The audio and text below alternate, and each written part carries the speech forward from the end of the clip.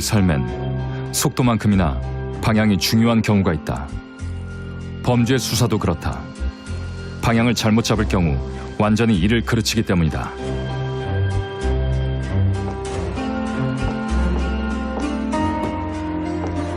모든 접촉은 흔적을 남긴다. 그리고 그 흔적은 누가, 언제, 어디서 무엇을 했는지 말해준다. 과학기술의 발전은 범죄 현장에 남겨진 수많은 흔적 속에서 우리가 어떤 증거에 주목해야 하는지 가르쳐주고 있다. With technology, it's just going to be small smidgen of a touch. More and more physical evidence will be more identifiable.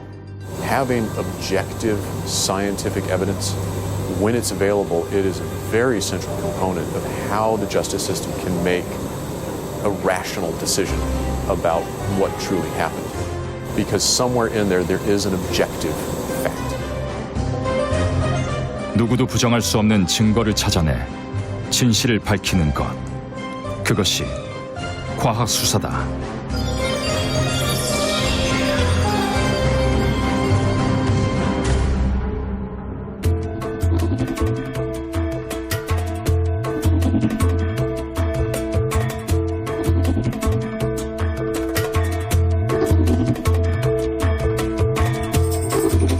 과학수사에서 가장 중요한 것은 무엇일까요?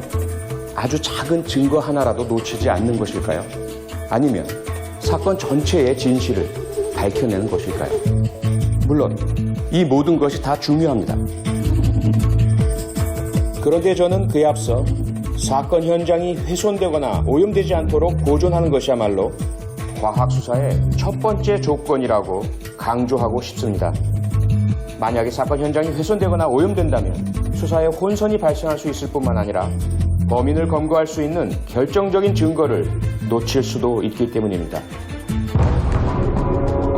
수사 기법이 다양해지고 발달할수록 현장 보존과 증거물 확보의 중요성은 더욱 커져만 가고 있습니다. 제대로 된 증거만이 범죄 사실을 증명하는 근거가 되기 때문입니다. 과학 수사의 1번지라고 불리는 미국으로 가보겠습니다.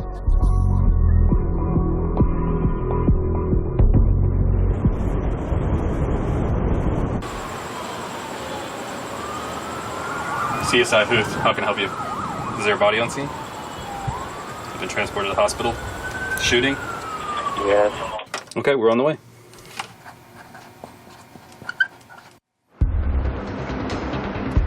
과학수사 선진국으로 손꼽히는 미국. 이곳의 과학수사는 어떤 모습일지 사건 현장으로 출동하는 현장 감식팀을 따라가 봤다.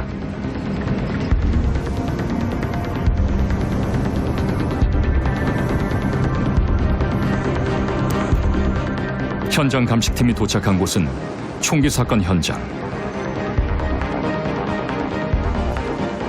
총상을 입은 피해자는 병원으로 이송됐고 용의자는 총기를 지닌 채 도주한 상태였다.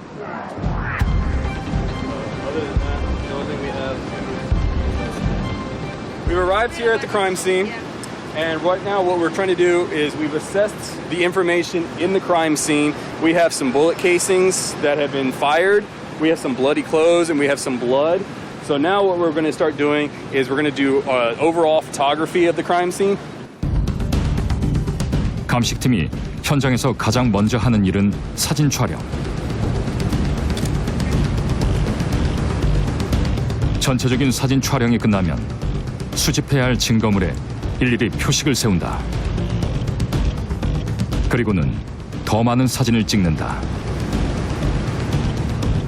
사건 현장의 아주 상세한 부분까지 찍어 기록을 남기는데 나중에 현장 사진만 보고도 사건 현장을 파악할 수 있도록 하기 위해서다.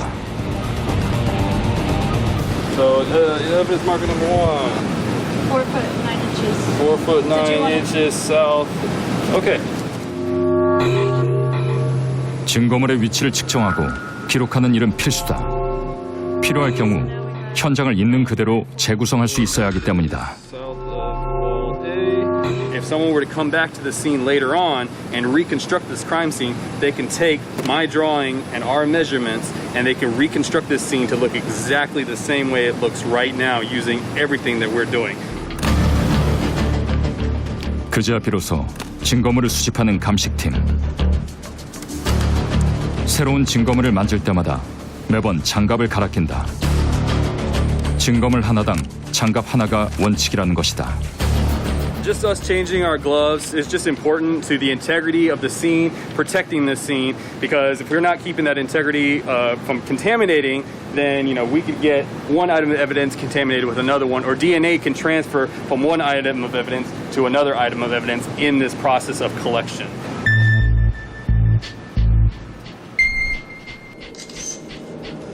현장에서 수거된 증거물은 돌아오는 즉시 밀봉하는 작업을 거친다. 모든 증거물은 적당한 용기에 담겨 밀봉되고 누가 언제 이 증거물을 밀봉했는지 기록을 남긴다.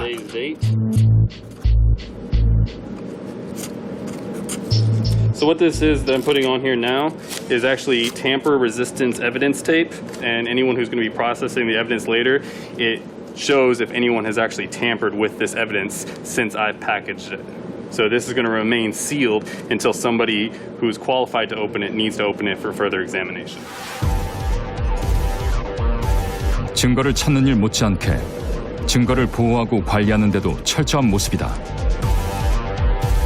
Protocols for how we do chain of custody and integrity of evidence. We have a lot of protocols around that. In fact, I would venture of all of our protocols, and we have a lot of written protocols, probably half of them have to do really in part with how we handle evidence and how we ensure the chain of custody.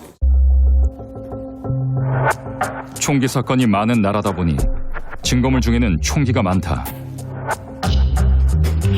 이곳에서 총기류는 더욱 엄격히 관리되고 있다.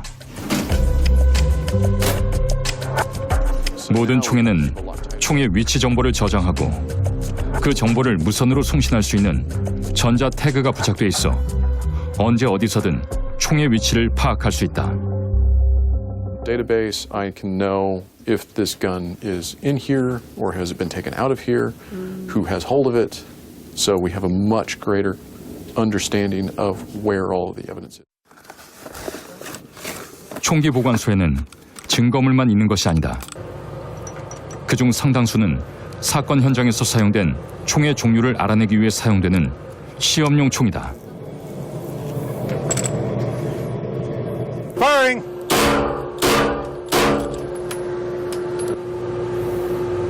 현장에서 사용됐을 것으로 추정되는 총을 고른 뒤 실제 사격을 통해 얻은 총알과 탄피를 사건 현장의 증거물과 비교하는 것이다. These were shot out of the gun. These are the bullets that were shot into the water tank out of the gun, and they can now be compared to bullets from a crime scene to see if that gun was used in a crime scene. 총기는 종류에 따라 발사되는 과정에서 탄피와 총알에 독특한 흔적을 남기게 되는데 발사 총기를 입증하기 위해서는 탄피와 총알에 생긴 발사흔 모두를 교차 분석한다. 어느 하나라도 일치하지 않으면 같은 종류의 총에서 발사된 게 아니라고 보는 것이다. With fired bullets, to know whether or not they were fired in the same firearm, we look at striated markings near the base of the bullet, which is the last part of the bullet that goes out of the firearm. There's a lot of detail here that line up with each other. This amount of pattern matching would say that these were fired in the same firearm. 과학수사 선진국이란 명성은 하루아침에 얻어진 것이 아니었다.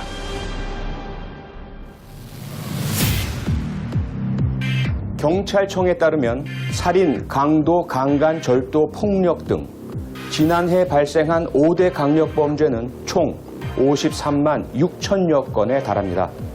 다시 말해서 1분에 한 번꼴로 강력 사건이 발생한 셈이죠. 지금 이 순간에도 어디에선가는 범죄가 일어나고 있다는 이야기입니다. 그렇다면 검거율은 어땠을까요? 지난해 5대 범죄의 검거율은 79%였습니다. 더구나 살인과 강도 사건의 경우 검거율은 100%를 기록했습니다. 이 같은 성과가 가능했던 것은 나날이 발전하고 있는 수사 기법의 진보 때문입니다.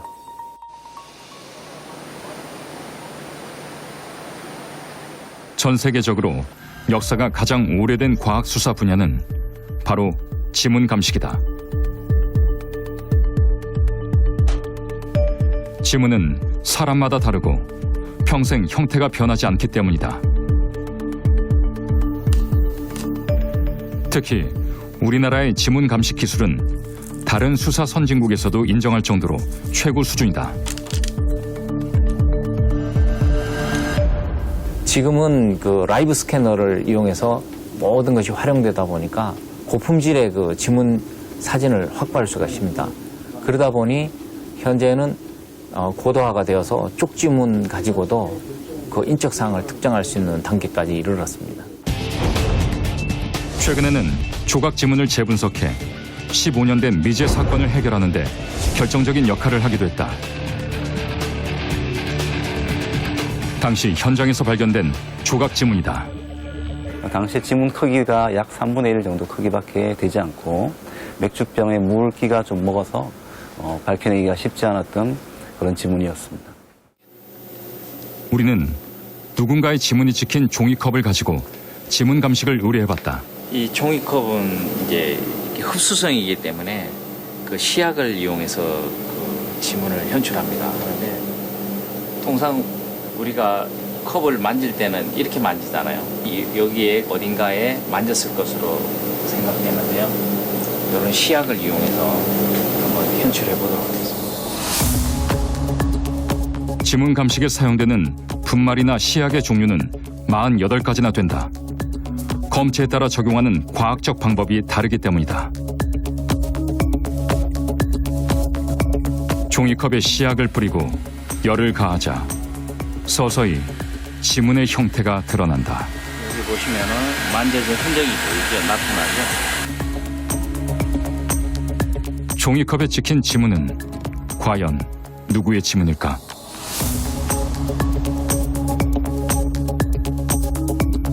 지문이 현출된 검체는 곧바로 지문 감정에 들어간다. 우선 지문의 특징점을 찍는다. 지문은 중간에 끊어지는 끝점과 2개의 곡선이 만나는 분기점으로 되어 있는데 이런 특징점의 위치와 방향은 사람마다 모두 다르다. 최하 12개 이상 같은 위치값에 같은 특징점을 가져야 동일 지문으로 판단을 하고 있습니다. 일반 지문은 이제 융선 특징점이 80에서 한 150개가 추출이 된다면 조각 지문들은 보통 한 30개 미만 그런 지문들을 이제 조각 지문이라 부르고 있습니다. 일반 지문보다는 훨씬 이제 밝혀내기가 좀 어려운 상태죠. 특징점의 위치와 개수를 입력하면 자동 지문 검색 시스템이 유사한 지문 후보들을 검색해 보여주는데 종이컵에 찍힌 지문 역시 조각 지문이다 보니 동일 지문을 찾기란 쉽지 않았다. 저희 후보 순위 17번째에 나온 사람의 지문이 동일 지문으로 확인되었습니다. 유명하신 분이네요. 지문 감정을 의뢰한 종이컵은 바로 표창원 의원이 사용한 것이었다. 표창원 선생님이시네요. 총 17개의 융선 특징점이 일치하여 동일 지문으로 판단되고요. 오른손 중지 손가락으로 저희가 확인하였습니다. 지문 감정을 의뢰한 지 불과 4시간여 만에 얻은 결과였다.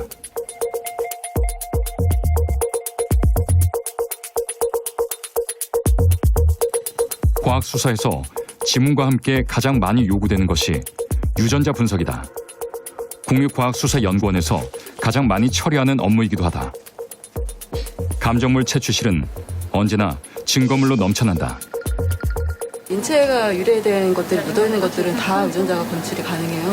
그러니까 지금 PD님이 하고 계신 마스크라든가 핸드폰이라든가 옷이라든가 그 손이 닿았다든가 아니면 어디 가서 몸이 딱 그 손가락이라든가 이런 게 묻을 만한 것들은 다 가지고 온다고 보시면 돼요. 이렇게 유전자 분석 의존도가 높아진 것은 아주 적은 양으로도 DNA 분석이 가능해졌기 때문이다. 이제 옛날에는 굉장히 많은 양의 DNA가 필요했습니다. DNA 감식에. 과학적으로는 1나노그램 정도면 아주 충분한 양이고요. 그거에 한 10분의 1 정도 되는 100피코그램 정도면 우리가 완벽한 DNA 프로필을 얻을 수 있는 정도로 민감해졌습니다. 예를 들면 피가 묻은 옷을 이제 빨래를 해도 거기 남아있는 시료가 이제 분석에 충분한 양이 될 수가 있습니다. DNA 증폭 기술의 발달이 아주 적은 양으로도 DNA 분석을 가능하게 만든 것이다. 그동안 과학 수사에서 DNA는 개인을 식별하는 수단으로만 사용돼 왔다.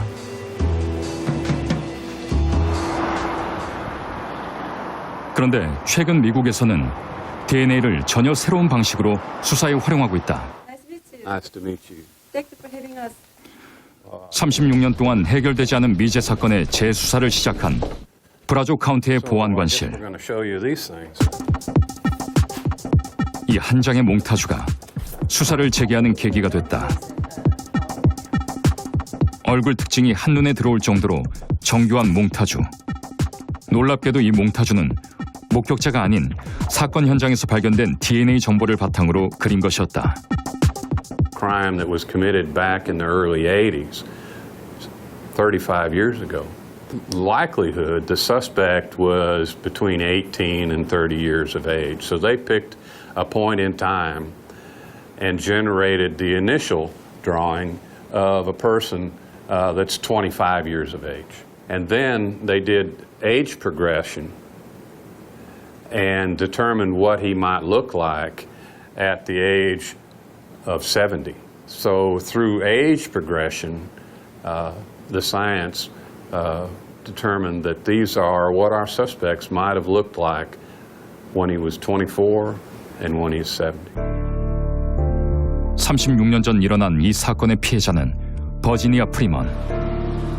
부동산 중개인이었던 그녀는 집을 소개하러 나갔다가 잔인하게 살해된 채 발견됐다. But we don't. She had been stabbed in the neck 11 times, strangled, and also beat in the head with a concrete block. 사건 현장에서 범인의 것으로 보이는 DNA를 발견했지만 일치하는 사람을 찾을 수 없었던 수사진은 36년이 지난 지금이야 비로소 범인의 얼굴을 알게 된 것이다.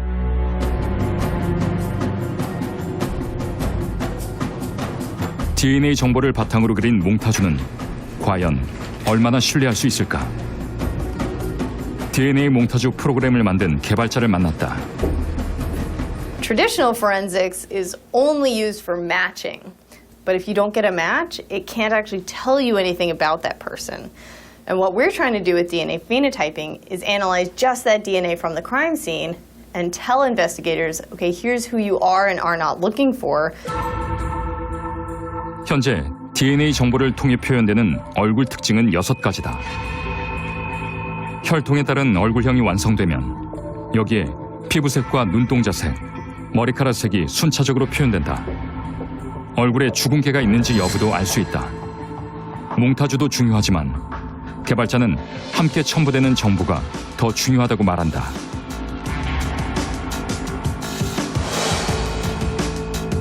가령 눈 색깔이 파랗다면 검은 눈을 가진 사람은 용의선상에서 제외시킬 수 있다는 것이다. When an investigator comes to us, typically they have a big list of suspects, and what they're really interested in is excluding people so that they don't spend their time investigating people who really don't match the DNA that was at that crime scene. DNA 몽타주는 이미 미국에서 발생한 여러 사건에 활용돼 그 신뢰도를 입증한 상태. DNA 몽타주로 해결된 사건들이다.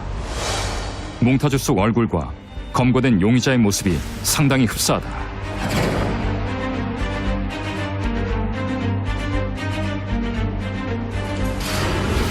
DNA 몽타주는 용의선상에서 제외됐던 사람을 다시 수사선상에 올리기도 했다. 부부를 살해하고 수사망을 빠져나갔던 이 남자는 법정에서 종신형을 선고받았다.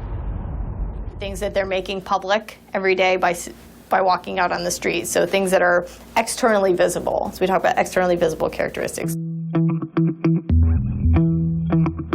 인간의 유전자는 30억 개의 염기 서열로 이루어져 있다. 단일 유전자 변이는 인간이 가진 30억 개의 염기 서열 가운데 다른 사람과 다른 부위다. 그런데 이 1%의 유전적 차이가 사람들 사이에 외형적 차이를 만들어낸다. DNA 몽타주는 외형적 차이를 만들어내는 단일 유전자 변이의 상관관계를 통해 만들어졌다.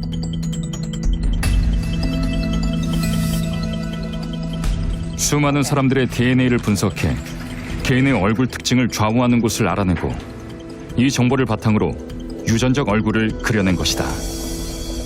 It depends on the trait, but for eye color, we have close to 3,000 subjects. It really depends. For ancestry, we have about 12,000 people. DNA 몽타주로 36년 만에 범인의 모습을 알 수 있게 된 수사관들.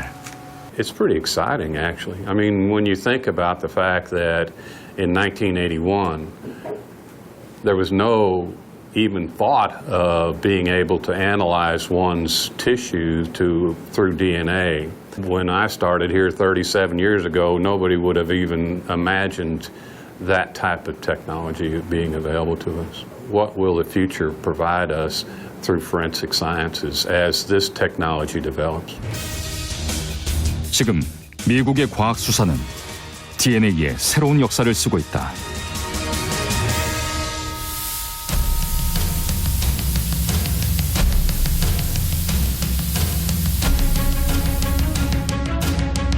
지문과 DNA는 사건 현장에 누가 있었는지를 알려주지만 무슨 일이 있었느냐까지를 말해주지는 않습니다.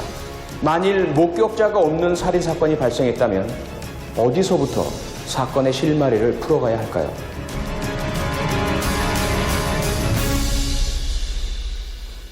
이럴 땐 사건 현장에 남아있는 핏자국에 주목할 필요가 있습니다. 혈흔 형태 분석이 결정적인 단서를 제공해 줄 수도 있기 때문입니다. 사건 현장에 남겨진 핏자국을 통해 사건을 재구성하는 혈흔 형태 분석은 우리나라에서 점차 발전하고 있는 과학 수사 분야다. 지금 의복에 있는 혈흔을 이제 분석하는 겁니다. 이 의복의 혈흔이 이제 왜 생겼는지, 그리고 어떤 행위가 있었는지, 혈흔이 생성된 그 원인을 밝히기 위해서 분석을 하는 겁니다. 혈흔 분석을 위해선 혈흔을 분류하는 작업이 필요하다. 혈흔은 형태에 따라 크게 비산 혈흔과 비비산 혈흔으로 나누는데 세부적으로는 대략 50종류까지 구분된다.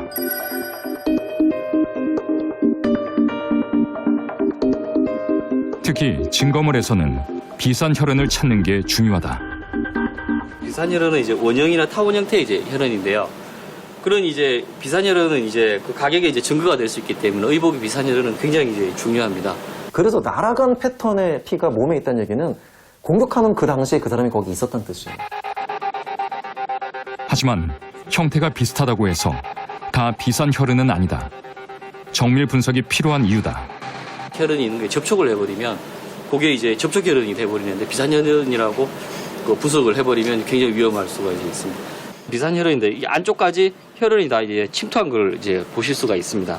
그 접촉 혈흔의 이제 전형적인 이제 형태인데요. 그리고 확대해서 이제 보게 되면은 안쪽으로는 침투 못하고 혈흔이 표면에만 이제 묻은 걸 이제 보실 수가 있습니다. 비산 혈흔은 날아가는 속도 때문에